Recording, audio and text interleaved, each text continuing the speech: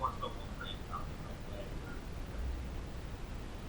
You may see these movies on upcoming podcasts that we do, but for now, we're going to do videos to go over what we thought and rant about it while it's still fresh in our mind. Our initial reactions, which may change over the course of time. Very thoughtful. So beware. Spoilers will be coming up ahead, most likely. This is entirely spoilers. Yeah. Don't listen to this. Don't want to be spoiled about it. Yeah, there may very well be spoilers up ahead, and we try not to give away too much, but... No, we're giving away everything. I don't care. Spoilers. Watch her. I'll talk about everything. Right. So what movie are we doing this time? We're doing X-Men Apocalypse, which actually came out 2 weeks ago. 3 weeks ago? A little bit ago. We were supposed to do it a while back, but I'm distracted with light, so we're doing it now. Oh, it was 2 weeks ago. We were going to do it last week, but we were in Philadelphia. Woo, no. Didn't get to see any of the Avengers that big. But He's it's going not. to $1 trillion to see it. Yeah, right. So what did you think of the movie? Overall, what did you think of the movie overall? Overall, I thought it was great. I thought it was very well done. I thought the characters meshed well. They were written very well. The story was cohesive, made sense, and Yeah, I would agree. I really enjoyed this latest batch of X-Men movies with the first class. I think casting wise, they've just been on the ball the entire time. All the actors are just phenomenal in these. That being said, I mean there's definitely some mad moments and some plot holes here and there, but I think overall really good movie, very entertaining. I watched it, I enjoyed it thoroughly. There wasn't really any moments that took me out of the movie. So I was with them the entire way. I really liked it. What did you think about Apocalypse? I admittedly don't know much about Apocalypse prior to this movie. Never really followed it that much. I watched the X-Men cartoons, back in the 90s, but I don't really remember Apocalypse being too much of a part of the movies. But in the movie, I thought he was very menacing, and a lot of times I just thought, how the hell are they going to bring this guy down? Like, he's pretty much untouchable. Because the idea was, and I don't know if this is what's the word I'm looking for? Consistent with the original storyline, the original character, but basically he's kind of been around since the beginning of time. He kind of goes from body to body, and he takes on the memories, No, he takes on the abilities of whatever mutant's body he kind of goes into. He's like a parasite in that sort of way, in that once he would get too old or his body would give out, he would just transfer his consciousness into another mutant body, and he'd retain all the powers and knowledge of the previous life he led, but re-inhabit this new body. And it wouldn't be like him transferring himself into a new body and being that person. That whole body just becomes Apocalypse. Is he when the body starts giving out, or is he when he just finds a mutant that he wants to take out? Again, I don't know, because in this movie it opens with him as an old man who has run the course of his life, pretty much. He's older. He's got to be at least 80 or something like this. And they find him a new body that heals. So it's kind of like Wolverine's powers, that they say will keep him young and immortal forever. So again, going off of Wolverine here. I'm assuming that either he just moves from body to body when he, like you said, finds someone he really wants to be, or he's reached the end of his time and needs to transfer to a younger body, whether or not he wants them or not. I guess it could be either or, but the reason why I said he just kind of does it whenever he finds a body, whenever he finds a mutant powers that he wants to take on, because towards the end of the movie, he decides he's going to take over Charles Xavier's body because he wants he wants his ability. Yeah, he wants Xavier's mental power. Now, I used to watch the X-Men cartoons, but I don't remember them. I don't read the comics, so I'm not a huge X-Men fan. That being said, I've seen all the movies, so I'm a really big fan of the movies. That's basically all I know about X-Men, so I don't know anything about Apocalypse. I did hear a lot of, before the movie came out, people didn't really like his design. I can see why, and we'll get to that in a little bit. But overall, as a character himself, I really enjoyed him. I thought his motivation for being the bad guy, basically, didn't think he was a bad guy, The motivation for him was very spot on. I didn't feel like it was contrived. He is someone who wants to rule the world, and he ruled the world at one point, so he wants to get back to that with everybody under his control. And he's just starting from where he left off. So to me, it felt it felt like a very clear, very good motivation. You get some villains that just seem to just be evil for no reason, or just jump from one motivation to the next, or want to kill the X-Men for no real clear idea as to why. He didn't really have anything against the X-Men. He's like, I am your mutant ruler, and you should all listen to me, or I'll kill you, because he is the best. So I really liked that. One thing that kind of threw me off about him, and this just about his character in itself, is when he does get brought back, he doesn't know the language, because he has been entombed since for 3,000 years, I think they say. Since the ancient Egyptians. Since the ancient Egyptians. He's been entombed. He's been lost to time, basically. He comes back. He doesn't know our language, which is good. But he learns it from the television. So he goes to Storm. He finds Storm, who's the only other mutant that he finds right away. She takes him back to her little hideout. And he touches the television. He sees it on. He touches the television, and she asks what he's doing. He says, "I'm learning in English," which is great. That's a really cool power to have. Why did he have to touch the TV though to learn? Couldn't he have learned from her or touching a person? That kind of threw me. I didn't really know why, but it also would spread his consciousness across everything to learn all the amassed knowledge that. And I think you just answered your own question. And I think that was what it was, but it really wasn't very clear as to why he needed to do. To gather knowledge, fantastic, but he couldn't learn our language from touching Storm or anything else. Well, he probably understood. The thing is, I think it's more of a killing two birds with one stone kind of thing, because he realized he saw the television and he understood that it was a way that people get information. Yeah. So he probably. I mean, this is my thinking anyway. That, I mean, if I was in his situation, this thing gives me information. Let me touch it because I can definitely absorb whatever the hell is in there. I can learn the language and I can learn what happened the last 3,000 years, as much as they know all at the same time. So, even without him knowing that, I'm sure he would touch it just to be curious about it. Like, oh. So, that was one of the things that threw me off. The other thing I did not like about Apocalypse, and this is kind of a major point, when you first see him, and it's the opening sequence, he's coming in with his horsemen, and this is in ancient times. They're taking him to his pyramid to be transferred into the new body. There's a plot against him with either humans and mutants together that do not want him to rule anymore. They're out to get him, which is fine. While he's being transferred into this new consciousness, when you first see him, he has like this headdress of alien technology that is never once explained. His whole pyramid, when it lights up, it's definitely alien technology, symbols all across it.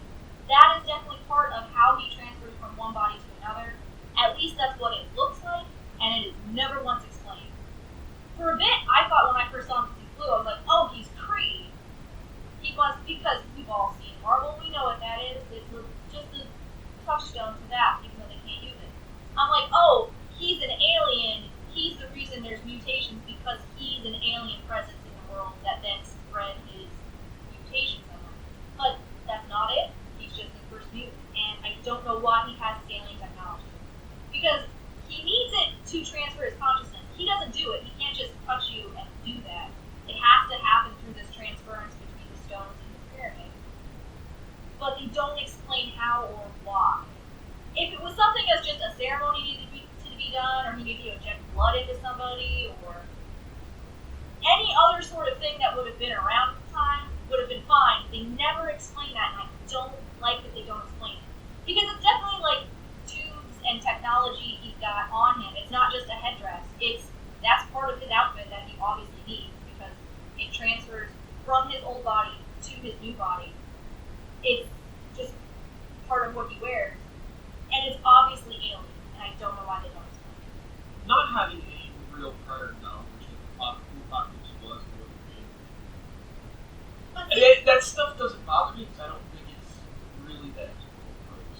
So it doesn't really bother me. I can understand it's just the why way way it works, Yeah. I don't know how it was there or why it was there, but that's how it works. And that's the important part. It did work, and that's something that's saying. Even though I didn't like that they didn't explain it, it does work, and that's fine. But for someone who doesn't know these characters, it's a little off-putting that if this is actually part of his backstory in the comics and or cartoons and or other media, that it's not explained. That it's just because it's just people who don't know are just lost at that on that particular point. That being said, they do the movie very well. It's not really touched upon later. It's just something that stuck out to me that I'm nitpicking about because I wanted to know how it was possible and what it was. Didn't bother me, didn't care. It worked. It's just how it works. What did you think about his original horseman? I don't really remember it that much. I just remember the lady fighting. She was good. It feels like he kind of chooses the same sort of people throughout the generations because in his first horseman, there's one with the powers that seems to be like Storm has. There's one who can fly. The other two kind of get destroyed pretty quickly, so I don't really remember them very much. And then the next when he comes back, I mean he settles on Storm first. He's the very first mutant he sees. He wants powerful mutants to be his horsemen to help him take over again, basically, which is great. But I also feel like they didn't really have a very big tryout session. He just kind of like, oh, you're a mutant. You're the first one I'll take. And then she took him to another mutant who's like, oh, I also know of other mutants in other places. Let's go. Which is fine. Maybe he could just sense there's. That's true. It's really true. I do like that he did not manipulate them mentally. That makes for a really good story because then there's motivation behind the characters as to why they're following them. I really like that. I really like that it wasn't just, oh, I'm evil, I'm taking over you, do my bidding. It was, look, why should you live in a world that treats you like this? You should follow me because I'll make it better. He didn't manipulate them directly, but he did manipulate them by enhancing their power. He enhanced their power. And it kind of like got a power from him. I don't know if that's true or not because Storm easily broke his control, and so did Magneto. I think it was more at the end after he was already destroyed. No, I don't think so. I think, and this is a point we can contest day in and day out. Again, I don't know who his character is in the original context, but it seemed to be that he unlocked what their potential was very quickly without having them to train to be it. Because we see in the first movies where Magneto struggles to move a satellite, and Professor Xavier says it's not just anger that you have to rely on. There's strength inside of you, and love, and his memories, and his family, and that helps him harness that power to basically move the satellite. In this movie, he can touch things from point to point across the globe, but it doesn't seem like Apocalypse is making him do that. He's helping him unlock the potential that was always inside of him that he could never reach. Same thing with Storm, same thing with Psylocke, because he tells them, I'm helping you become what you could always be. Whether or not he's manipulating them to that point is fine, but when he's gone, those powers don't go away. So it's either something they were always capable of eventually doing with much training and maybe they couldn't have achieved in this lifetime. I think it's just something that was there that he unlocked and said, well, look at what I've done for you.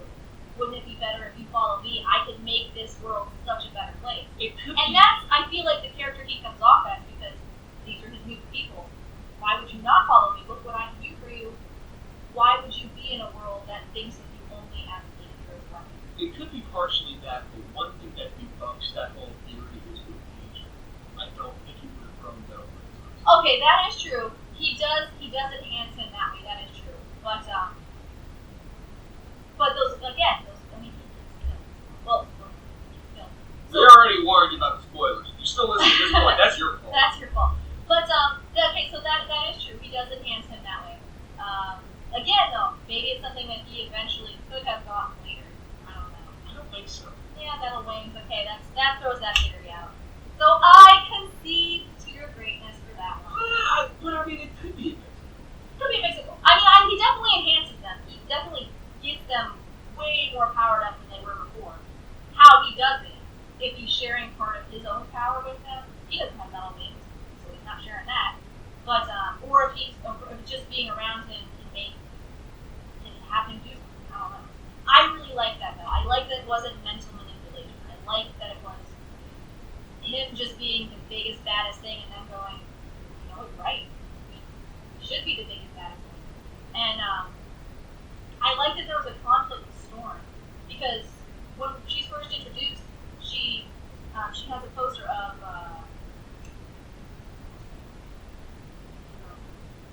Mystique. She has a poster of Mystique, and she points out she's a great fighter. I want to be like her.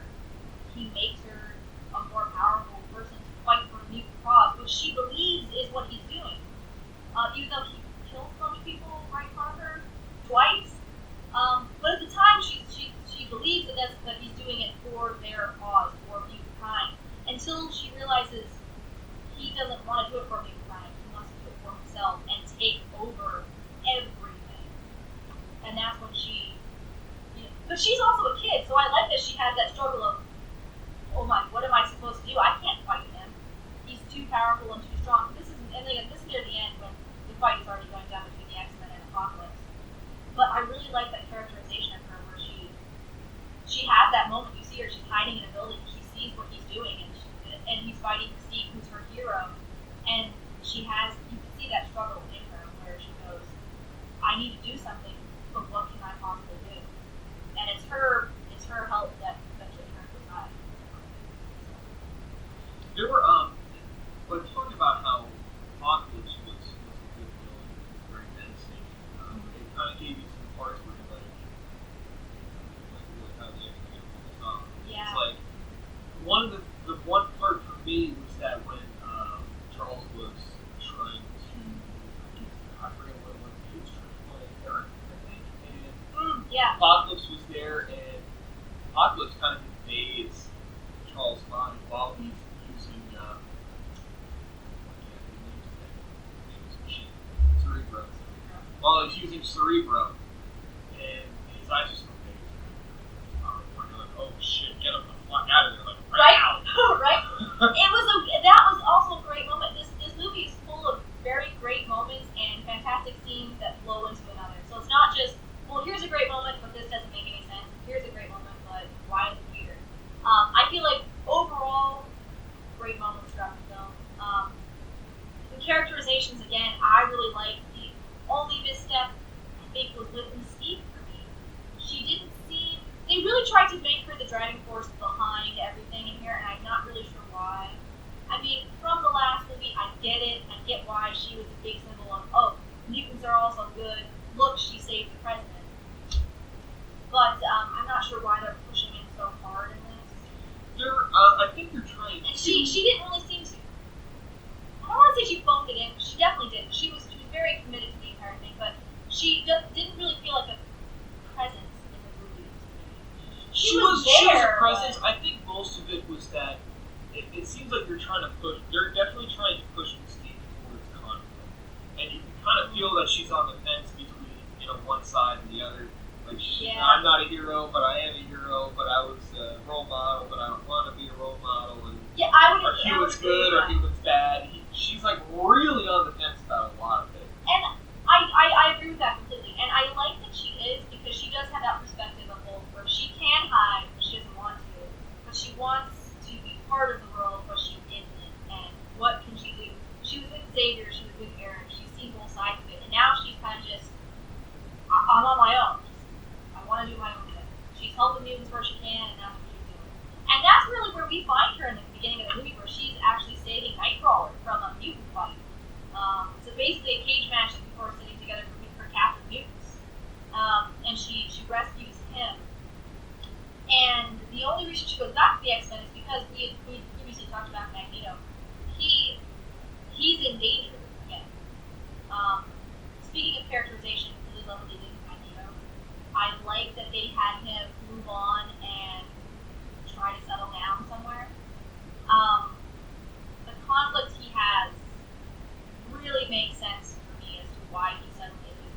I mean, he's living a peaceful life with his wife and daughter, who he settled down with.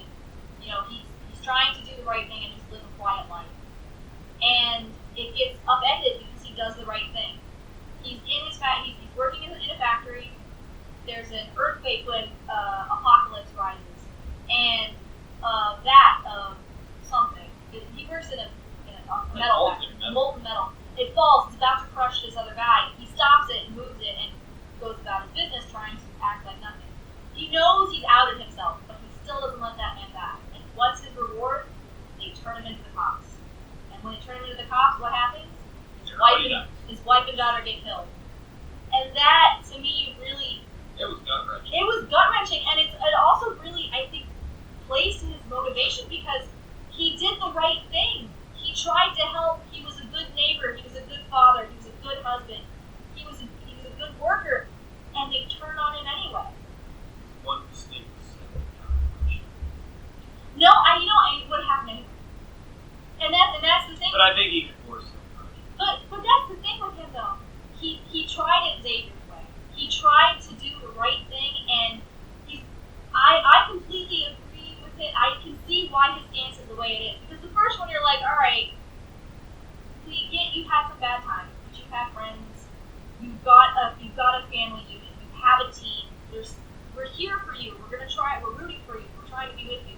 And you're kind of like, all right, well, you back and forth. What's the deal with this? And in this one, it really drives it home why he is the way he is, why he has the stance he has. Because even when he does the right thing, he can't win. He did everything right, and it was all taken away from him because of humans again. And not to say that he didn't have a reason before. I mean, look what happened with his mother. Look at the concentration camps. That was an awful time. He was a child. That was terrible. His mom got killed. Everything was taken away from him the first time, and now it's taken away again. And the first time you could say, well, he was a kid. There wasn't anything he could have done, and he never really gets over that because now he is powerful. He could have done something now, but not when he was a kid. And he tries to get past that, and yet he still keeps getting drawn back into the cycle of humans are bad. This is not a world for us. We can only make it a world for us if we are the ones in charge. And it's just so heartbreaking when he still can't have it because of humans. It was just so heartbreaking. And he's sitting there holding his dead wife and child, and he just loses it, and he kills every single policeman, and you root for him when he does that. You're like, yeah, fuck those guys. Those guys can suck it. Don't care if they have wife and kids, just suck it. But one thing I do want to point out, he never buries them.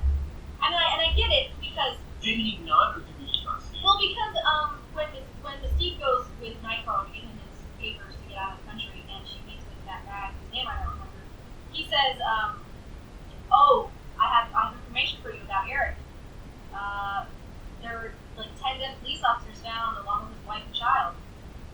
So I'm assuming he doesn't bury them because he snaps. He snaps and he loses it, and everything in his world is destroyed now, and now he's going to wreak havoc on every goddamn person that he can, because why should they have anything that he can on? He did the right thing, and that really drives home his motivation for me, because you really feel for him as a character. You feel for why he's doing it, even though he is the bad guy. I would have, if I had that power, I'd probably done the same thing, because I saved your life, man. Ted, I saved your life, and this is how you repay me. And that being said, it wasn't all of those guys. Some of those guys might have stood up for him. Some of those guys might have hit him. But if the cops came looking. But nope, they all gotta die. So he's still on that side or wrong with that. But I'm purely from an emotional standpoint, I'll prefer the whole building to the ground. So I really liked that. That was a very emotional scene, and it really drove Eric the entire length of the movie. Let's talk about other movies. Yeah, I can't go on like a 10-minute rant about Eric, but that was a really good part, I felt. What other movies did you like seeing? What other movies did you stay true to what we know from characters? Well, Cyclops sucks again. He's such a bitch. Cyclops. In every iteration, he's such a bitch. don't And know. it's not the actor's fault, it's not the writer's fault. They're staying pretty true to the character. The problem is the character sucks. I've never liked Cyclops. Storm has always been my favorite. And obviously Wolverine is great because Hugh Jackman's in every damn movie. But I just... Spoiler alert again, he's in this movie. We saw that in a trailer. Yeah, it was in a trailer. Spoiler alert, trailer.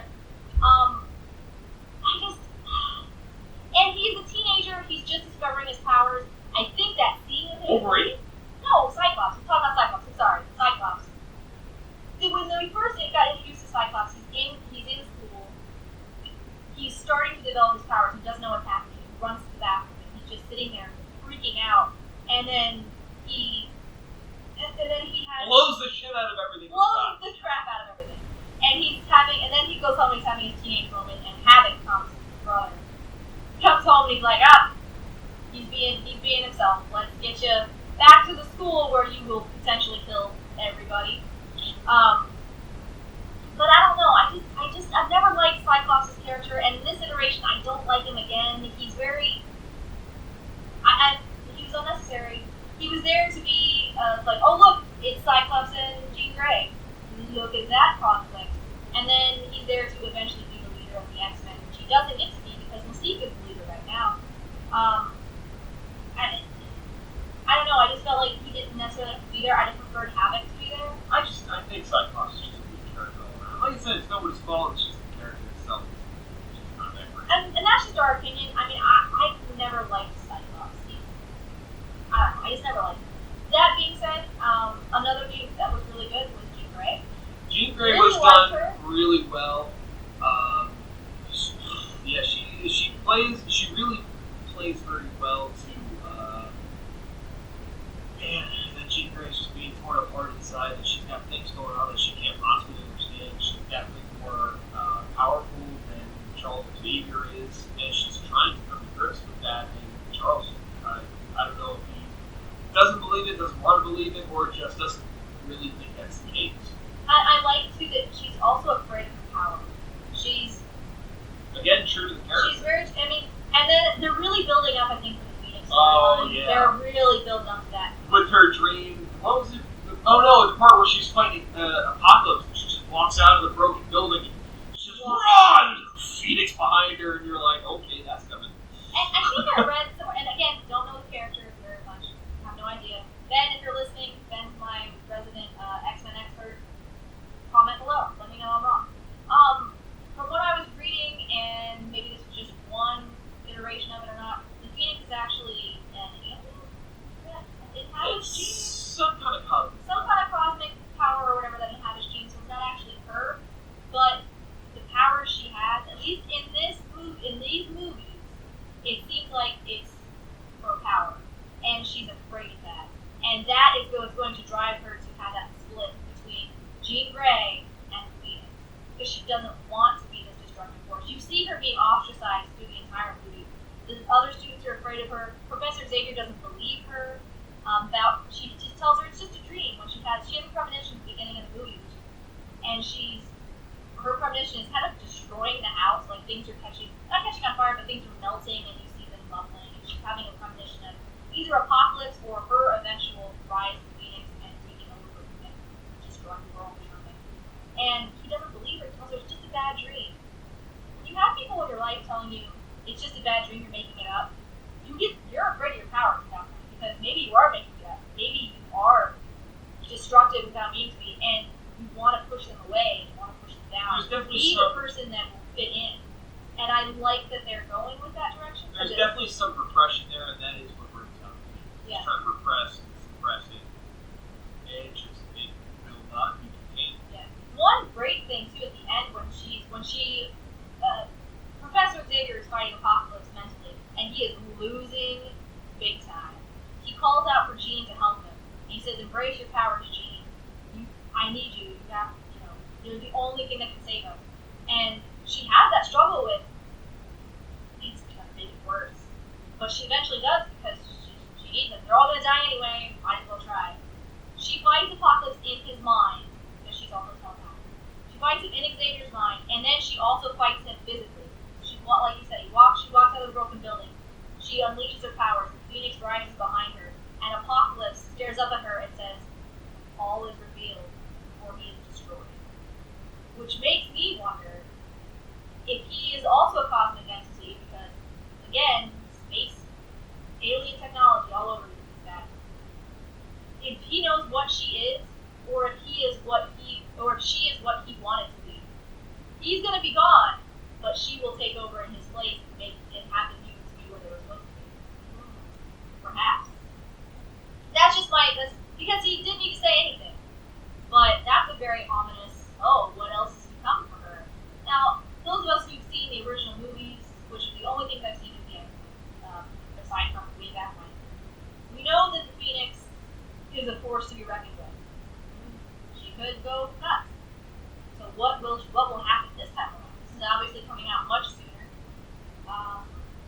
going to be an evil force eventually? Is it going to be something that splits her in half? Is she going to be still trying to repress it, even though her powers are building and growing and she can't? Or is she going to be go a complete opposite direction and be a force for good that we've never seen before? At least in this. I do know that the Phoenix, when she's Jean Grey, is definitely on the side of good, but Dark Phoenix is more bad.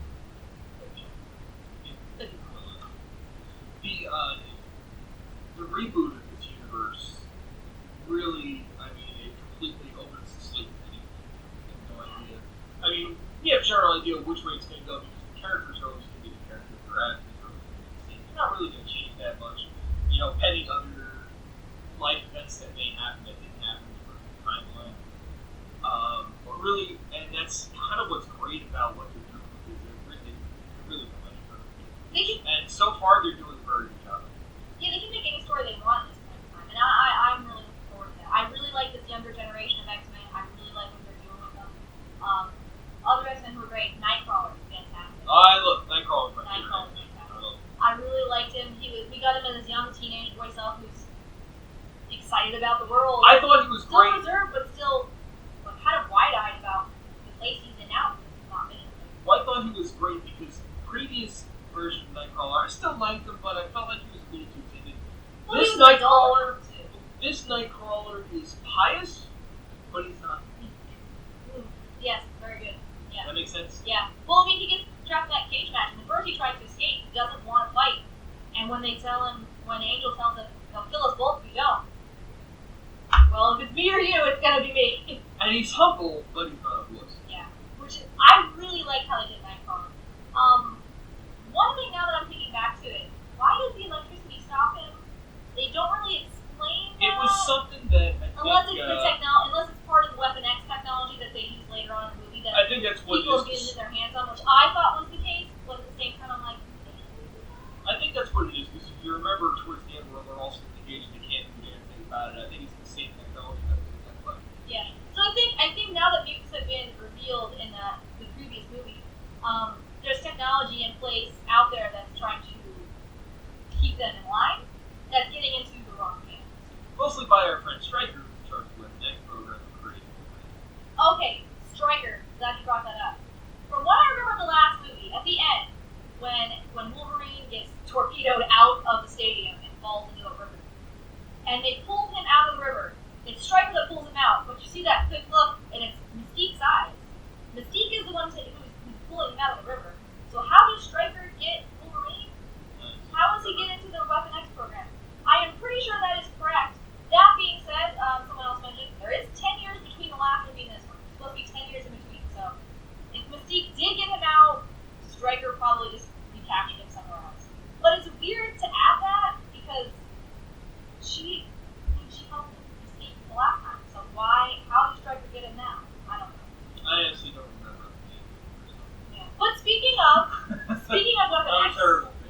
No, you're fine. Speaking of Weapon X, how did you like Wolverine's appearance? How did you like his I thought it was good because he just came out and he's rampaging because he doesn't know where he is or what he's doing. He's just rampaging. He's just put through this huge traumatic thing, and whether he remembers it or not, he just remembers the trauma.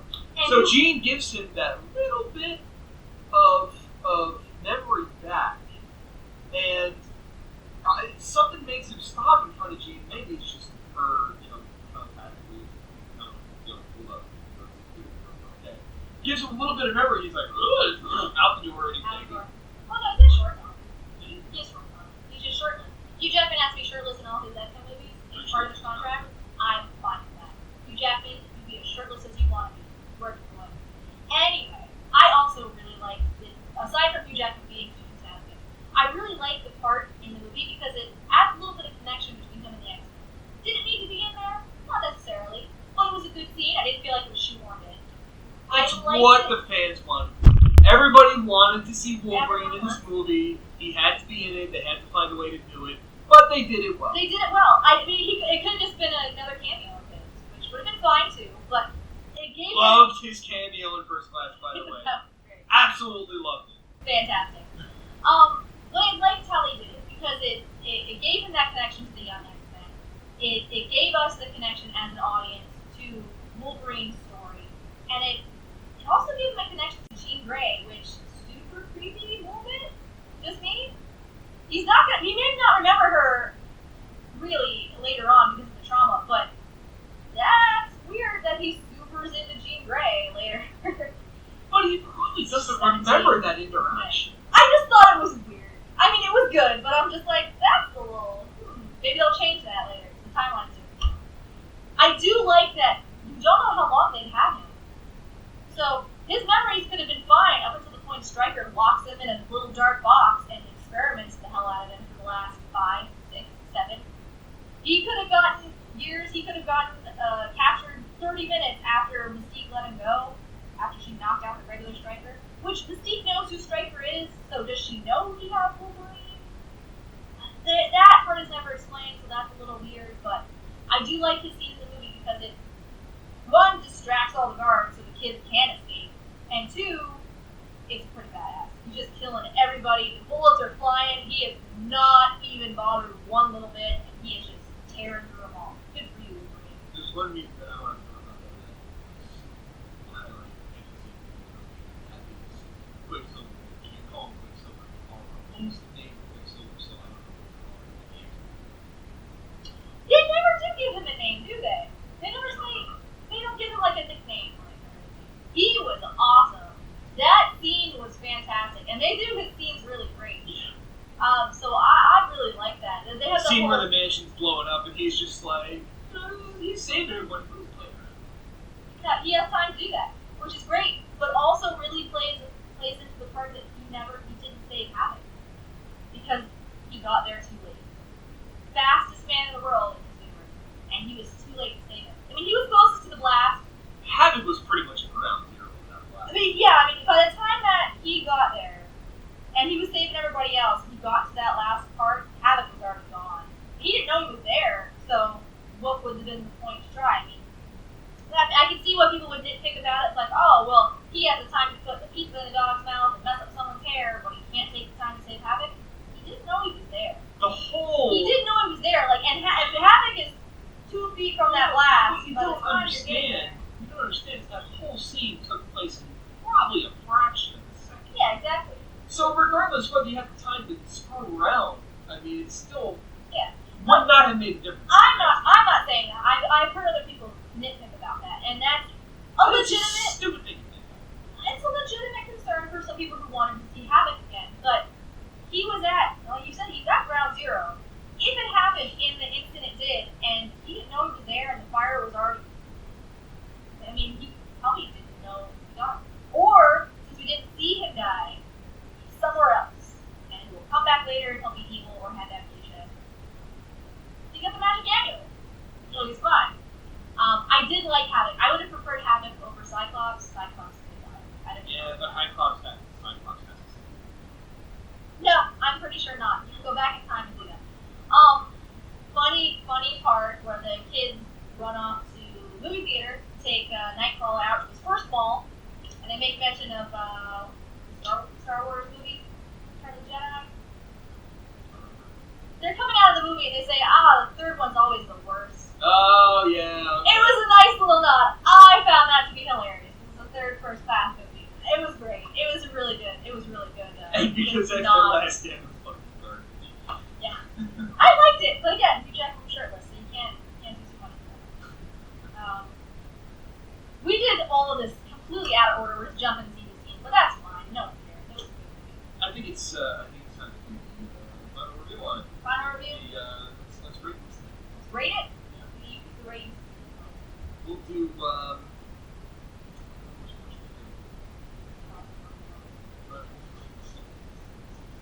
five shirtless Hugh Jackmans. 5 shirtless Hugh Jackmans, I give it 10. The shirtless Hugh Jackman also gets it. No, honestly though, I would give this 5 out of 5. This was a really great movie. You're gonna, even if you don't like X-Men, you're gonna have a good time seeing it. If you really do like the X-Men, I'm sure you're gonna find things that you're pissed about and annoyed of. But strictly as a movie, really fun, very enjoyable. The characters were great. The villain was fantastic. The motivation for fear for all the characters. That being said, Professor Xavier needs saving a lot. He's very much the damsel in distress in all of these movies, and And I kind of like that because, Mystique has to save Zack like 4 times. I have to agree with that.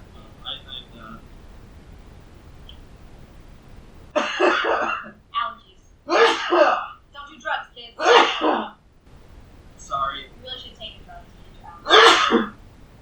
I give it 5 shirts and 2 jackets. As someone, just based on the movie itself and as a casual expert. Yeah, as a casual fan, and again, when you're too close to something, we'll do that. I'm mercy friendly. When you're too close to something, the things that don't make sense will bother the crap out of you. So we get that. But as a casual X-Men fan, as a fan of these last iterations of movies, I completely and thoroughly enjoyed it.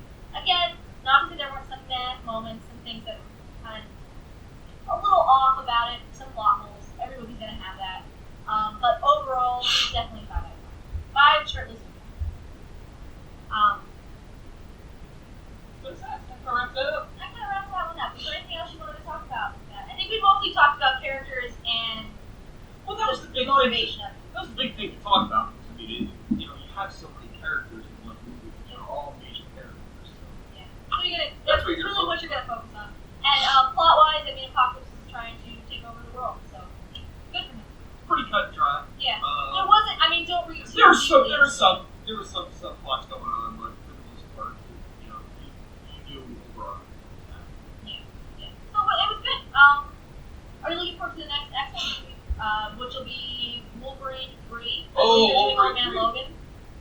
You know what though? I think announced Old Man Logan, or is it just still I think they changed it. Really? I don't think you do an Old Man Logan. There's a couple of theories going on. I think the Old Man Logan theory went around because they saw Hugh Jackman walk around and he had more of a scraggly beard than usual. And I think that's why those rumors came around. But now they're also talking about the Patrick Stewart Xavier being in the movie, and they're talking about X-23 possibly being in the movie, so maybe it's what the next time is. I don't know. I purposely stay away from a lot of those articles stuff because I like to be surprised with the movie. I don't want to read spoilers. I don't want to read speculation. I just want to see the movie when it comes out. But that's just Yeah, I try to stay away from too many. I like looking at theories. I thoroughly enjoy that, but I try to stay away from too many legitimate ones because I really want to go in being as surprised as I can and just enjoy the movie. I think that sometimes happens when you read too many reviews and too many things that you kind of get spoiled for it. Even if they don't tell you the plot, you kind of get a little spoiled. You have expectations going in, and then if they don't meet them, you're either disappointed or if you're happily surprised. But more often than not, you're disappointed.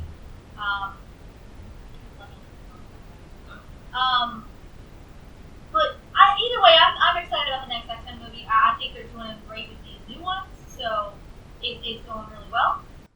We're just talking about I don't know. X-Men, the new X-Men movie that's going to be coming out soon. I enjoy that. Speaking of what you said, X-23? X-23. X-23. At the end of the movie, at the end of Age of Apocalypse, Age of Apocalypse? Just X-Men Apocalypse? I don't know. At the end credits, you see someone come in and take the Weapon X serum, which I believe is Wolverine's blood, or at least some sort of synthesized version of his blood, and put it in a suit and put it in a little briefcase next to a couple other vials of different colors. Close it, and it says Essex Corp. So Mr. Sinister is apparently that's the rumor floating around. Mr. Sinister is going to be in the next one, which would tie into X-23 and Wolverine. Maybe that's the movie we'll see. I'm not sure. I don't know anything about Mr. Sinister. I don't know anything about X-23 except she's Lady Wolverine, basically. Which, yay, ladies. Other than that, looking forward to seeing anything else. There are a lot of movies that are coming out, but I think they're later on in the year, so I think it might be too early to talk about. Yeah. So, our next review is probably going to be whatever movie's coming out this week, which I believe is The Conjuring, which we talked about in our previous episode. So The Conjuring will be coming out eventually as a review. Don't know when. Might be the next one. Might not. Maybe you'll be surprised. Other than that, I think we're good. So, any more to add? Comment what you thought of the video. Give us a thumbs up, thumbs down. Maybe we'll talk about some critiques in our next videos. Maybe we won't. Who knows? Maybe we won't. Tell us you liked this. Tell us you didn't. I don't care if you didn't, because we're probably going to keep doing this anyway. Yeah, we got nothing else to do. This is our life right now. It's Yeah. us and our cats and movies. That's about it. Yeah. Yeah. Besides, we got something to fill the silence. We're not going to talk to each other. Yeah. Yeah. Well, thanks for watching. Bye, Internet.